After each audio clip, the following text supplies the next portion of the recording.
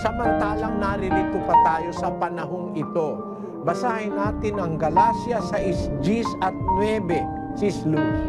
Kaya nga, samantalang tayo'y may pagkakataon, ay magsigawa tayo ng mabuti sa lahat at lalong-lalo na sa mga kasangbahay sa pananampalataya.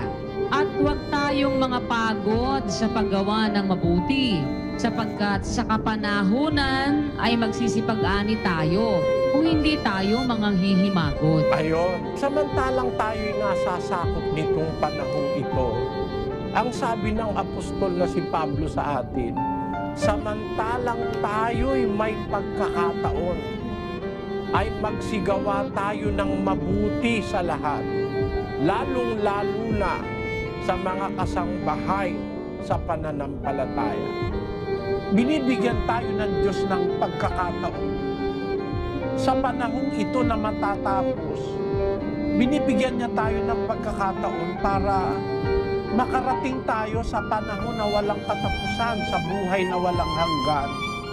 Kung yung limitadong panahon natin dito sa matatapos na panahon ay gugugulin natin sa paggawa ng mabuti.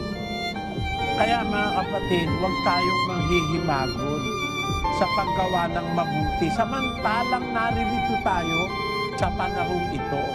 Sabi sa Biblia, samantalahin natin yung pagkakataon. Samantalang tayo'y may pagkakataon, magsigawa tayo ng mabuti.